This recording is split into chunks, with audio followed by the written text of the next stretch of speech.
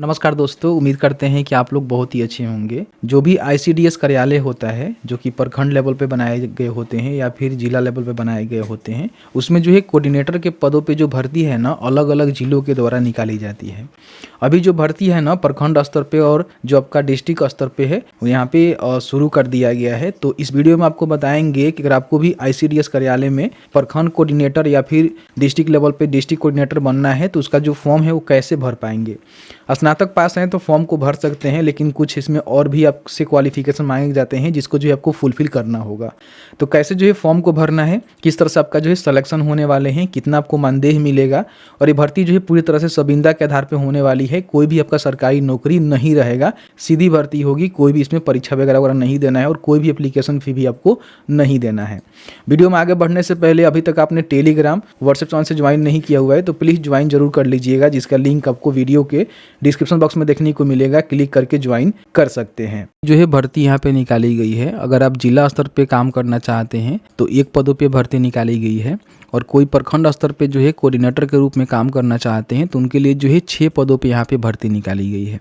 और इसमें आपको हम क्वालिफिकेशन के रिगार्डिंग बात करें तो अगर आपने ग्रेजुएशन कंप्लीट कर लिया हुआ है तो आप यहाँ पे फॉर्म को भर सकते हैं। 30,000 20,000 रुपये जो आपको मानदेय यहाँ पे देखने को मिलेगा, क्योंकि ये जो है सरकारी नौकरी नहीं है, संविदा के आधार पे आपको यहाँ पे काम करना है। के बारे में हमने जो है आगे आपको जानकारी बताया हुआ है, लेकिन उससे पहले बता दें कि अगर आप सेंट्रल लेवल या फिर स्टेट लेवल के किसी प्रकार की कंपटीशन की तैयारी करते हैं, या फिर मान लीजिए आप नीट जेईई जैसे जो भी कंपटीशन होता है उसका तैयारी करते हैं, या फिर मान लीजिए 6 to 12 तक या विद्यार्थी हैं, तो आपके लिए जो है उत्कर्ष क्लासेस बहुत ही अच्छा एक ऑफर लेकर आया हुआ है 26 जनवरी के ऑफर पे। तो यहाँ पे आपको बता दें तो अगर इसका कोई भी ऑनलाइन कोर्सेस आप परचेज करते हैं, उत्कर्ष क्लासेस के बारे में आप सभी जानते ही हैं कि बहुत ही अच्छे फैकल्टी के माध्यम से आपको जो है ऑनलाइन पढ़ाया जाता है। तो कोई भी कोर्स आप लेते हैं तो आपको जो है 90% तक का जो है डिस्काउंट यहाँ पे देखने को मिल रहा है। 3 महीने एक्स्ट्रा वैलिडिटी आपको देखने को मिल रहा है, और कोई कोर्स का आप वैलिडिटी बढ़ाते हैं तो आपको जो है 10% एक्स्ट्रा यहाँ पे छूट दिया जा रहा है। इसके साथ ही साथ आप चाहें तो हमारा कूपन कोड उमेश76 इस्तेमाल कर सकते हैं। इससे क्या होगा कि अगर 999 रुपये कोई भी ऊपर का कोर्स आप इनरोल करते हैं तो आपको जो है 100 रुपये का एक्स्ट्रा डिस्काउंट यहाँ पे जो स्पेशल मेरे कोड इस्तेमाल करेंगे तो आपको मिल जाएगा। ध्यान रखेंगे जो भी इनका ऑफर है वो जो है 28 जनवरी तक ही है, तो इससे पहले आपको इनरोल कर लेना है। इसका जो लिंक है वीडियो के डिस्क्रिप्शन बॉक्स में और साथ ही साथ पिन कमेंट में हमने उपलब्ध करवा दिया हुआ है, जिसके माध्यम से बड़ी आसानी से इनरोल कर सकते हैं। चलिए वीडियो में आगे बढ़ते हैं। भर्ती जो है आपका पूर्वी चंपारण के द्वारा निकाली गई है, मोतिहारी के द्वारा। तो ऐसे नहीं है कि केवल जो है मोतिहारी पूर्वी चंपारण से ही भर्ती निकाली जा रही है, अलग अलग जिलों की जो भर्ती देखेंगे ना तो यहाँ पे निकल के आ रही है। ठीक है, जैसे कि मान लीजिए आप किसी भी जिले के अंतर्गत आते हैं और इस प्रकार के जो भी भर्ती है उसकी जानकारी चेक करना चाहते हैं तो आपको उनके ऑफिशियल पोर्टल पे जाना होगा। ठीक है, इसके लिए आप अपने ज़िले का नेम यहाँ पे सर्च करेंगे .nic लगाकर, तो आपके सामने फर्स्ट में देखेंगे .nic का जो ऑफिशियल पोर्टल है देखने को मिलेगा, जिसको यहाँ से ओपन कर लीजिएगा। ओपन करने के बाद यहाँ पे देखेंगे नोटिस का बटन होगा, यहाँ पे रिक्रूटमेंट का बटन होगा, जिस पे क्लिक करेंगे।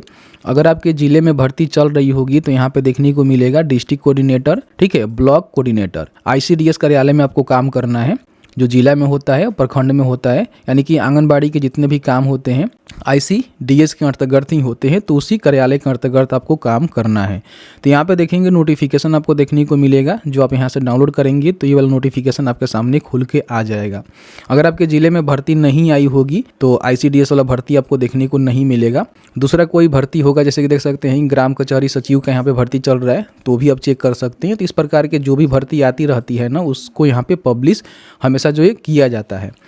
बात कर लेते हैं कि अगर आप आईसीडीएस कार्यालय में जिला स्तर पे या फिर प्रखंड स्तर पे कोऑर्डिनेटर बनना चाहते हैं तो आपके पास क्वालिफिकेशन क्या होनी चाहिए। सबसे पहले पोस्ट रिगार्डिंग हम बात कर लेते हैं। तो देखिए जिला स्तर पे अगर आप कोऑर्डिनेटर बनना चाहते हैं तो 1 पदों पे भर्ती निकाली गई है। 30,000 रुपये आपको जो है सैलरी यहाँ पे देखने को मिलेगा। ठीक है, और ये जो है आरक्षित कोटि के लिए पोस्ट है, मतलब कोई भी फॉर्म को भर सकता है। किसी भी कैटेगरी से कोई आता है ना तो फॉर्म को भर सकता है। यहाँ पे देखेंगे बताया गया है कि जो प्रखंड स्तर के कोऑर्डिनेटर हैं उनके लिए जो है 6 पदों पे भर्ती निकाली गई है। 20,000 रुपये इनको मानदेय देखने को मिलेगा। 1 पोस्ट जो है महिला के लिए रखे गए हैं, और इसमें बताया गया है कि पिछड़ा वर्ग के लिए 1 पोस्ट है, आर्थिक रूप से कमजोर वर्ग के लिए 1 पोस्ट है, गैर आरक्षित वर्ग के लिए 4 पोस्ट है। टोटल जो है 6 पदों पे आपका भर्ती यहाँ पे होने वाला है। क्वालिफिकेशन के रिगार्डिंग हम बात करें तो सबसे पहले जो है क्वालिफिकेशन आपको बता देते हैं, फिर बताएंगे कैसे जो है फॉर्म को भरना है। देखिए अगर आप मान लीजिए डिस्ट्रिक्ट लेवल पे जो है भर्ती होना चाहते हैं तो अगर आपने ग्रेजुएशन कंप्लीट कर लिया हुआ है तो आप यहाँ पे फॉर्म को भर सकते हैं। नहीं तो अगर आपने सर्टिफिकेशन या फिर डिप्लोमा किया हुआ है कंप्यूटर साइंस IT से तो आप यहाँ पे फॉर्म को भरेंगे। इसके साथ ही साथ 2 साल का जो है अनुभव आपके पास होनी चाहिए मेंटेनेंस एंड सपोर्ट में, तो आप यहाँ पे फॉर्म को भर सकते हैं डिस्ट्रिक्ट लेवल पे। बाकी यहाँ पे नीचे देखेंगे तो अगर आप ब्लॉक कोऑर्डिनेटर बनना चाहते हैं तो आपने ग्रेजुएशन कंप्लीट कर लिया हुआ है, 2 साल का आपके पास अनुभव है technology and software application support में, तो आप यहाँ पे फॉर्म को भरेंगे। बाकी आपके पास जो है good communication skill, oral skill होनी चाहिए, रिटन स्किल होनी चाहिए और लोकल जो लैंग्वेज होता है ना वो आपको पता होनी चाहिए, ठीक है। तो आप यहाँ पे फॉर्म को भरेंगे। एक बात ध्यान रखिएगा, भर्ती जो है पूर्वी चंपारण के द्वारा निकाली गई है, तो जो पूर्वी चंपारण जिले से आते हैं वही जो है फॉर्म को भरेंगे, ठीक है। यहाँ पे देखेंगे बता दिया गया है कि जो भी पूर्वी चंपारण के जिला क्षेत्र के अस्थायी निवासी होंगे वही जो है फॉर्म को भरेंगे और उनको जो है जो SDO ऑफिस का निवास प्रमाण पत्र है वो बनाकर यहाँ पे देना भी पड़ेगा। इन बातों को ध्यान रखिएगा। तो ये वाला डॉक्यूमेंट आपको बनवाकर तभी जो है फॉर्म को भरना होगा। देखिए उम्र सीमा की हम बात करें, आरक्षित वर्ग के पुरुष हैं तो 37 वर्ष आपका जो है अपर एज होनी चाहिए। पिछड़ा वर्ग, अत्यंत पिछड़ा वर्ग के पुरुष महिला हैं तो 40 वर्ष, आरक्षित वर्ग के महिला हैं तो 40 वर्ष, SC ST के पुरुष महिला के लिए 42 वर्ष यहाँ पे अधिकतम उम्र होनी चाहिए। और आपका जो उम्र का काउंटिंग है ना, यहाँ पे बताया गया है कि 1/1/2025 के बिहार पे किया जाएगा। कम से कम आपका उम्र जो है 21 वर्ष से कम नहीं होनी चाहिए, क्योंकि स्नातक लेवल का जो भी पोस्ट होता है ना वो जो है 21 से कम उम्र वाले नहीं भर पाते हैं, ठीक है। तो ये आपका जो है उम्र सीमा है जिसको आपको फुलफिल करना है। अब यहाँ पे हम बात कर लेते हैं कि आपको जो है फॉर्म कैसे भरना है। तो फॉर्म भरने के लिए देखेंगे तो इनके द्वारा जो है एक एप्लीकेशन फॉर्म यहाँ पे दिया गया है जिसको आपको सबसे पहले भरना होगा और भरने के बाद जो है घर बैठे ही इसको अप्लाई कर सकते हैं। बताएंगे कैसे आपको अप्लाई करना है। सबसे पहले देखेंगे तो यहाँ पे विज्ञापन संख्या आपको मेंशन करना है, जो कि नोटिफिकेशन के ऊपर देखेंगे तो आपको जो है विज्ञापन संख्या देखने को मिल जाएगा, जिसको यहाँ पे आपको मेंशन कर देना है। यहाँ पे एक फोटो आप लगाएंगे और फोटो लगाने के बाद उस पर जो है सिग्नेचर जरूर कर लेंगे, क्योंकि सिग्नेचर करना बेहद जरूरी है। अब कौन से पोस्ट के लिए आवेदन कर रहे हैं उसका नेम यहाँ पे आपको मेंशन करना है कि डिस्ट्रिक्ट कोऑर्डिनेटर के पदों पे आवेदन कर रहे हैं या फिर ब्लॉक कोऑर्डिनेटर के पदों पे आवेदन कर रहे हैं, तो उसको यहाँ पे मेंशन कर दीजिएगा।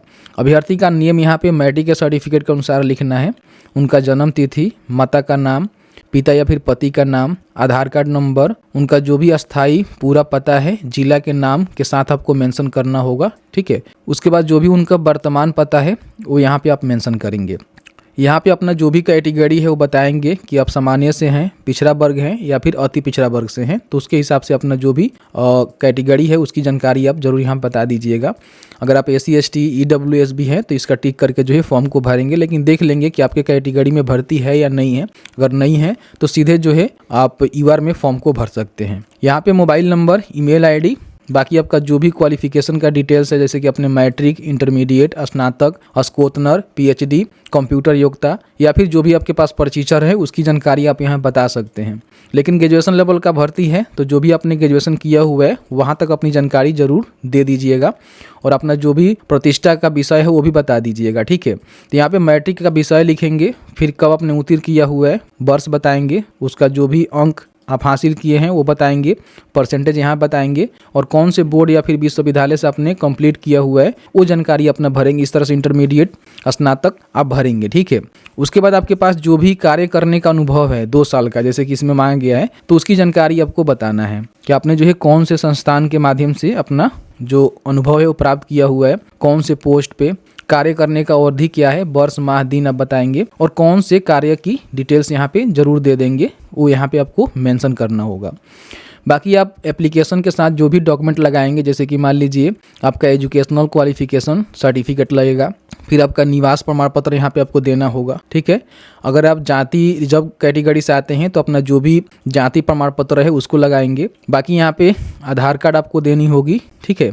और उसके बाद और भी आपके पास कोई डॉक्यूमेंट है जो कि आप देना चाहते हैं तो उसको देंगे, तो यहाँ पे जरूर मेंशन कर देंगे कि आपने जो है कौन कौन से डॉक्यूमेंट को यहाँ पे अटैच किया हुआ है एप्लीकेशन के साथ, तो उसको यहाँ पे अटैच जरूर कर दीजिएगा।